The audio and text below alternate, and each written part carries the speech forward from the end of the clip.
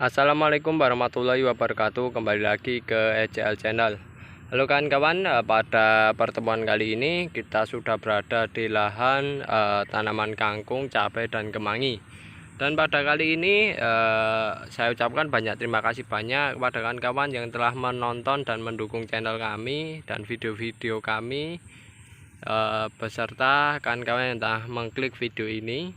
Dan kawan-kawan, kami sudah diperlihatkan tanaman kangkung yang usianya kurang lebih 25 hingga 30 harian setelah tanam. Tapi ini 1 bulan masih kurang kan, di antara itu 25 hingga 30 hari setelah penaburan bibit benih, benih semacam itu. Dan kemarin kan kawan, di lahan kami ini itu sudah kita lakukan panen untuk pertama kalinya, dan hasilnya alhamdulillah lumayan juga. Saya katakan setelah kita panen dan kita analisis untuk hasilnya itu masih menguntungkan, asalkan pupuk organik atau pupuk hewannya, kotorannya itu kita bisa memproduksi sendiri, kita berikan secara gratis, itu masih menguntungkan. Tapi kalau kita beli yang berada di toko pertanian, saya belum pernah mencobanya. Kami hanya menggunakan kotoran hewan yang ada di kandang kami, karena daripada tidak termanfaatkan atau dijual murah-murah, mending kita manfaatkan untuk budidaya tanaman kangkung yang lebih menguntungkan semacam itu. Dan ini tanaman kangkung ini nantinya akan dilakukan proses pemanenan yang bedengan kedua. Setelah bedengan pertama dipanen, bedengan kedua nantinya akan kita panen ya. Dan inilah yang saya katakan bahasanya rotasi panen itu cukup penting ya, dan cukup bermanfaat. Ketika sini sudah habis, bagian sini juga kita panen. Sehingga perputaran uangnya itu begitu cepat, dan yang jelas kawan-kawan penjualannya tidak terlalu susah-susah ya, karena kita berjualan secara sedikit demi sedikit. Meskipun di daerah kami ada juga namanya pengepul, tapi untuk harganya terkadang sana bisa mengaturnya sendiri. Lebih baik kita jual sedikit langsung ke konsumen saja kan kawan, menurut kami kayak gitu. Tapi kalau untuk skala besar butuh bantuan mereka sih ya kan kawan, kelemahannya semacam itu. Tapi kalau kami skala kecil kita jual sendiri, karena lebih menguntungkan dijual sendiri jika jumlahnya atau skalanya masih kecil semacam itu kan kawan. Dan kali ini kita akan jelaskan mengenai bagaimana cara pemanenan tanaman kangkung. Yang jelas pemanenan tanaman kangkung ini adalah ada dua macam. Yang satu ada dipotong dan juga ada yang dicabut. Untuk daerah kami yang favorit bagi warga sekitar sini adalah tanaman kangkung yang dicabut ya kan kawan. Dicabut beserta akar-akarnya. Parameter pencabutan tanaman kangkung itu paling tidak segini kan kawan ya. Tanaman kangkungnya tingginya segini. Kalau yang ukuran masih kayak gini itu masih kekecilan jangan kawan, kekecilan. Dan nanti biasanya ikatannya atau bahasa orang sini adalah untilane kayak gitu, itu masih rugi lah kayak gitu kan, karena diameter dari batangnya ini kecil kan, sedangkan yang ini agak lebih besar dan lebih tinggi. Jadi dilihat orang pun lebih suka yang agak besar kayak gini seukuran kayak gini. Ini kalau kan bisa perhatikan dari pangkal batang kangkung ini ketinggiannya kurang lebih 1 jengkal.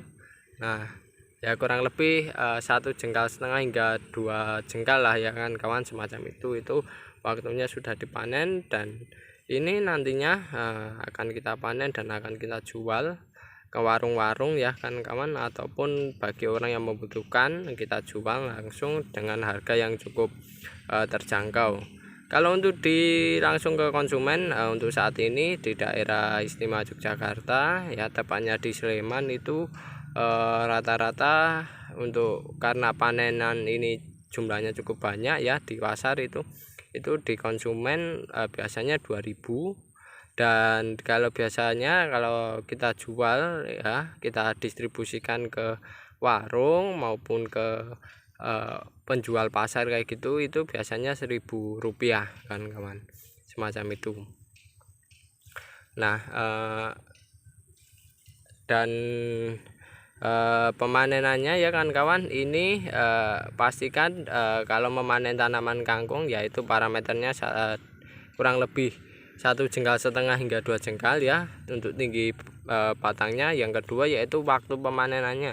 Kalau untuk waktu pemanenannya saya saranin untuk waktu sore hari, karena kalau semisal kita pagi hari itu nantinya yang kita takutkan tanaman kangkung ini ya setelah kita ikat itu mengalami proses namanya layu, karena kita ketahui tanaman itu sejatinya kalau dicabut dari tanah unsur hara tidak ada unsur hara ataupun air itu biasanya layu kan kawan, semacam itu. Akan tapi kalau sore hari waktunya kan senggang waktu untuk kita jual di pagi harinya itu tidak terlalu lama, dan itu bisa kita treatment dengan menggunakan air ya kan kawan, dengan menggunakan air dengan menyiramnya seluruh bagian ya, entah bagian akar entah bagian batang. Nah paling enggak basah kayak gini kan kawan. Nah dicelup ya, dicelup seluruh bagian akar, batang maupun daunnya tercelup. Nantinya untuk pagi harinya biasanya tanaman kangkung ini bisa mekar kembali ya, layaknya langsung dipanen dari lahan kan kawan, semacam itu. Dan ini pun nantinya setelah di treatment kayak gitu nantinya bisa kelihatan fresh kan kawan, dan paginya untuk siap di antar ke konsumen kan kawan, semacam itu. Dan untuk di sini ya kan kawan, untuk satu ikatnya itu kurang lebih segini kan diameter ya, satu ikat tanaman kangkung yang kita jual ya, satu until itu diameternya segini. Jadi tanaman ini dikumpulkan banyak sekali hingga jumlahnya ya, jumlahnya segini kan kawan diameternya. Nah itu teknik yang biasa kita lakukan. Dan ada juga teknik yang dilakukan itu, ada yang panen langsung diikat dengan diameter segini, ada juga yang kalau kami sih dibawa ke rumah ya kan, di rumah kita pilah antara tanaman kangkung dan rumputan, kita pilah ya, jadi kangkungnya kelihatan bersih dan jauh dari rumputan ya kan kawan. Nah itu baru kita ikat. Jadi kalau yang sortiran yang kurang bagus itu kita gunakan sebagai pakan entok, dan yang bagus itu kita jual kan kawan. Jadi kangkung-kangkung yang kayak gini ya, yang kecil-kecil kayak gini nah ukurannya, nah kecil-kecil kayak gini ya kan kawan, atau kurang bagus, itu biasanya kita gunakan sebagai pakan entok semacam itu. Tapi kawan-kawan juga bisa, semisal kawan ingin lebih untung lagi juga bisa mencampurnya, tapi kan nanti kawan bisa lihat pelanggannya ya kan kawan suka yang bagaimana. Nah itu kan seleranya. Tapi ya meskipun kecil kayak gini kan kawan, semisal mau dikonsumsi sendiri juga bisa kok kan, rasanya enak karena kita sudah pernah mencobanya, sudah pernah melakukan dimasak lah ya, istilahnya kangkung sortiran kita masak itu sudah pernah, dan enak kan kawan. Dan kalau kami biasanya karena jumlahnya skala banyak ya, sisanya kayak gitu ya, sortirannya banyak, nah tidak sempat dimasak semua, nah, kita gunakan sebagai pakan ternak kan kawan, semacam itu. Dan ini usia panennya paling tidak antara 21 hingga 25 tergantung kondisi dari tanaman kangkungnya kan kawan. Dan ketika musim hujan kayak gini kan kawan, pertumbuhan si kangkung ini cukup cepat ya kan kawan, kalau ketika musim penghujan tersedia air kayak gini. Tapi kalau untuk tidak tersedia air lahannya atau kekeringan itu biasanya lambat banget, lama banget kan.